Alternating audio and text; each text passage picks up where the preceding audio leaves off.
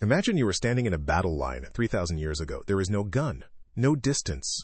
The enemy is close enough that you will see his face when he dies. Or when you do. Your hands are shaking. Your legs want to run.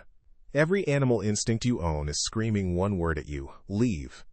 And yet the line holds. Men walk forward into that. For as long as humans have fought each other, we have faced an impossible problem. The body is built to flee danger, and war asks it to do the exact opposite. So how do you switch off a survival instinct that took millions of years to build?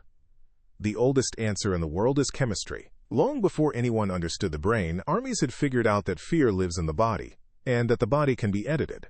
This is the hidden history of the drugs of war, and it runs from Viking legends all the way to the pills in a modern soldier's kit. Some of it is myth, some of it is disturbingly real, and telling them apart is the whole point. Let us start with the most famous story, because it is also the one you should trust the least. The berserkers. Norse warriors who supposedly worked themselves into a battle trance, howling, biting their shields, feeling no pain, no fear, no cold. The word itself may come from bear shirt, a warrior who took on the fury of the animal.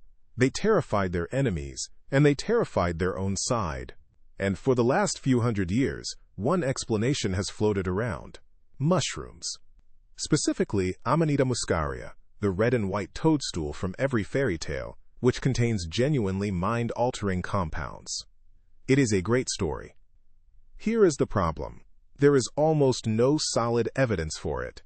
The mushroom idea comes from a single Swedish writer in 1784, thousands of years after the Vikings, and modern historians treat it with heavy skepticism. Amanita muscaria tends to make people sick and sleepy, not superhuman. Other researchers point to henbane, or simply to alcohol, adrenaline, ritual, and rage. So keep the berserkers in your mind, but file them under legend, not fact. Because the real history does not need them. The real history is stranger, and better documented. And if a 200-year-old mushroom myth unraveling in real time is the kind of thing you enjoy, do me a quick favor. Hit the like button and subscribe. It takes you 1 second, and it is the single biggest thing that helps this channel keep digging up history nobody taught you. Alright, back to the real drugs. Move south, and back in time, to the ancient world of Greece and Rome. Here we are not dealing with myth. We are dealing with written medical texts. The Greek physician Dioscorides, an army doctor who traveled with Roman soldiers in the 1st century, wrote an entire encyclopedia of drugs called De Materia Medica. It stayed in use for over 1,500 years. In it, and in the work of writers like Pliny the Elder, we find opium, the dried juice of the poppy, described plainly. The ancients knew it killed pain. They knew it calmed the mind.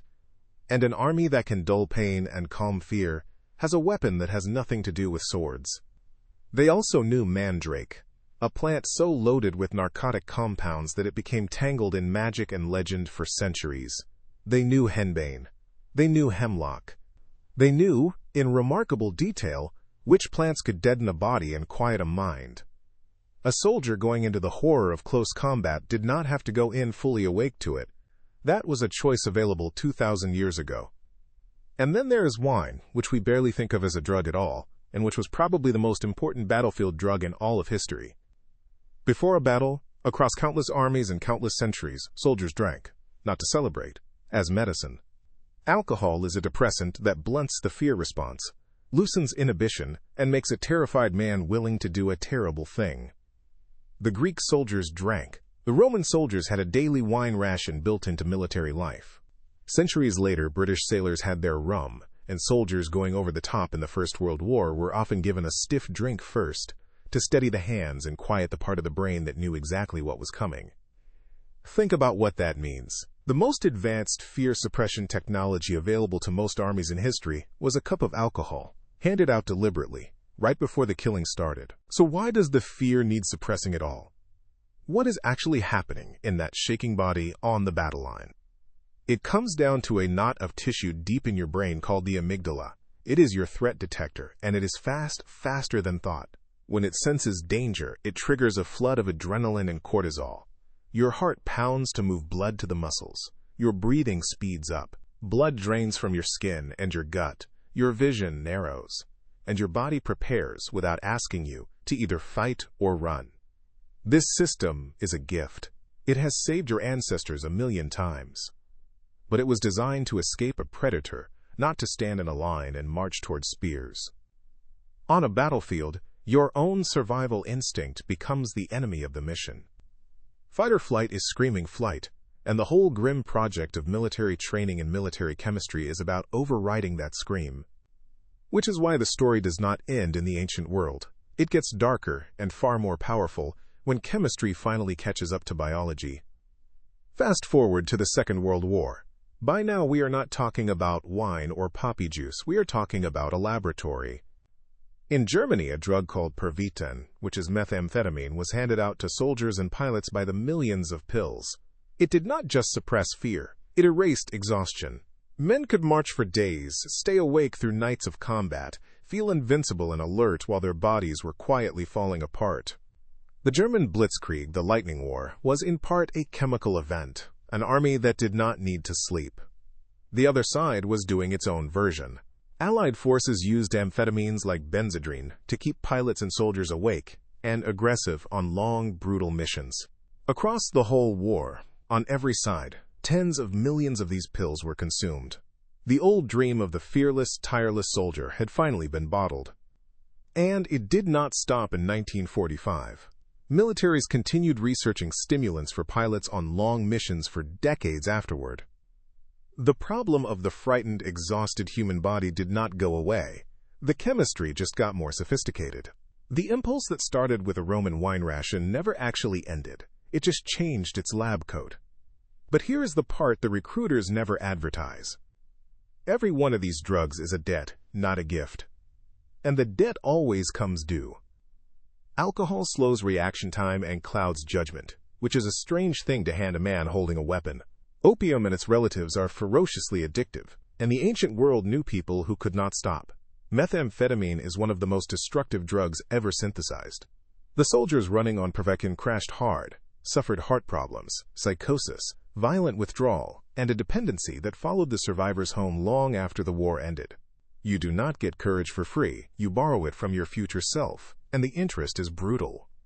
Because none of these drugs ever actually created bravery. That is the illusion at the center of the whole story. A chemical cannot manufacture courage. All it can do is quiet the alarm. It reaches into the amygdala and turns down the volume on the part of you that is screaming, correctly, that you are in terrible danger. The fear was never the enemy. The fear was information. And these drugs, from the poppy to the meth pill, work by making a person deaf to it. So when you hear that a Roman soldier, or a Viking, or a Wehrmacht paratrooper walked calmly into something no sane person should, remember what that calm probably cost. Sometimes it was training. Sometimes it was rage or loyalty, or the man standing next to him. And sometimes, quietly, it was chemistry, reaching into an ancient part of the brain and switching off a warning that had kept our species alive for 1,000,000 years. The drug that makes soldiers fearless was never one lost Roman secret. It has been reinvented in every century, in every empire, in 1,000 forms, because the problem it solves never changed. The human body does not want to die, and war has always needed a way to make it forget that, just long enough. The next time a story tells you an army felt no fear, ask the quieter question. Not how brave were they, but what was in the cup before the battle. Because the fearlessness was almost never the whole truth. It was just the part they let you see.